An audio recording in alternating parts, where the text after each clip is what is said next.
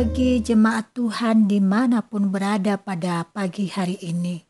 Salam hangat dan salam damai sejahtera bagi kita semua. Mari masuk dalam renungan firman Tuhan pada pagi hari ini yang terambil dari 1 Tawarikh pasal 29 ayat 19 demikian tertulis.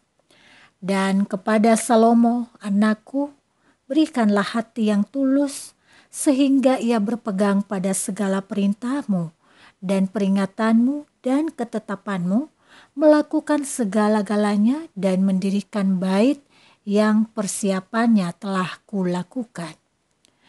Saudara yang terkasih, Mother Teresa pernah berkata, orang sering keterlaluan, tidak logis, dan hanya mementingkan diri sendiri. Tetapi bagaimanapun, maafkanlah mereka. Bila engkau baik hati, bisa saja orang lain menuduhmu punya pamrih. Tetapi bagaimanapun, berbaik hatilah. Bila engkau sukses, engkau akan mendapat beberapa teman palsu dan beberapa sahabat sejati.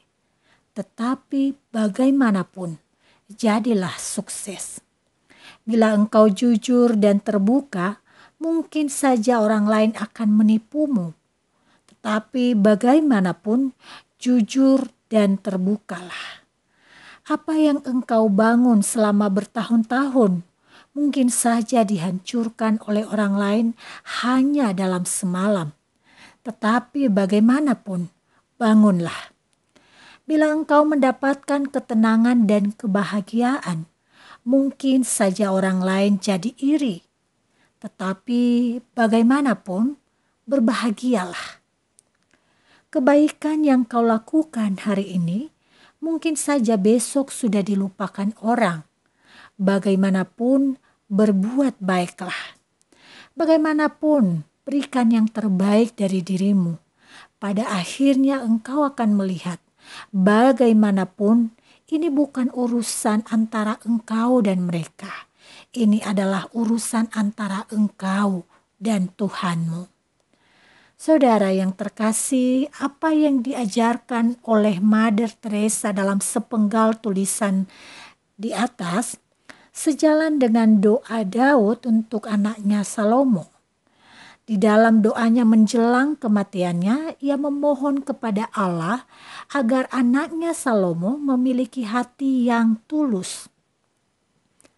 Hati yang tulus akan melahirkan sikap dengan niat kuat tanpa dipengaruhi oleh respon orang lain atas tindakan itu.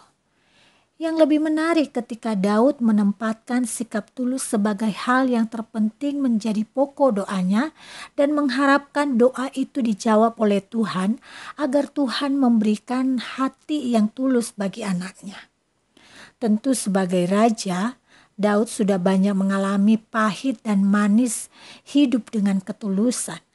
Namun dari sekian pengalaman itu, reaksi negatif atas ketulusan yang dilakukan bukanlah menjadi hal yang disesali olehnya, melainkan menjadi pokok doanya bagi anaknya.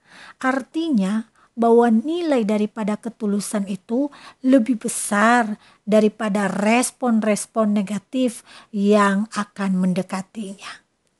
Saudara yang terkasih dalam Yesus Kristus, hidup dalam ketulusan bukanlah perkara mudah di tengah dunia yang mementingkan kepentingan dan kesenangan pribadi. Ya, dunia yang sekarang kita tinggali bersama adalah dunia yang lebih mengenal kata bulus daripada kata tulus. Dalam beberapa area kehidupan, manusia berlomba untuk bertahan hidup, tidak lagi mengandalkan ketulusan, tetapi lebih mengandalkan sikap saling mengalahkan demi menguasai. Saudara, dalam dunia seperti ini, sebagai orang Kristen, kita tak ada kata menyerah untuk prinsip hidup tulus. Karena semua yang kita lakukan akan berurusan dengan Tuhan. Kolose pasal 3 ayat 23 berkata, apapun juga yang kamu perbuat, perbuatlah dengan segenap hatimu seperti untuk Tuhan dan bukan untuk manusia.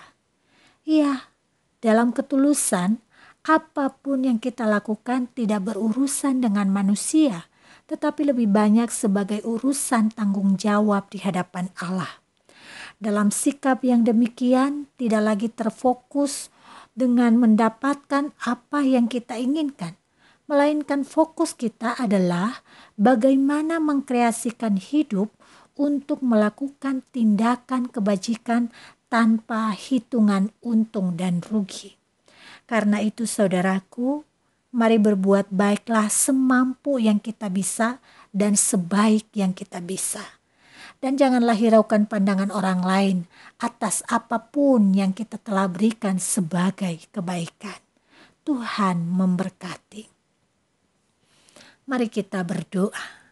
Terima kasih ya Tuhan untuk kebaikan dan kasih yang tulus yang bersumber dari-Mu untuk kami. Ajar kami untuk terus menghidupi kasih yang tulus dari-Mu tanpa harus memperhitungkan timbal balik yang kami terima. Pimpin kami hari ini, agar kami hidup dalam ketulusan dan hati kami dipenuhi dengan kasih Bapa dalam membangun relasi dengan sesama kami yang dimulai dari keluarga kami, masyarakat di sekitar kami, dan masyarakat secara luas. Ini doa kami Bapa, di dalam nama Yesus Kristus kami berdoa. Amin.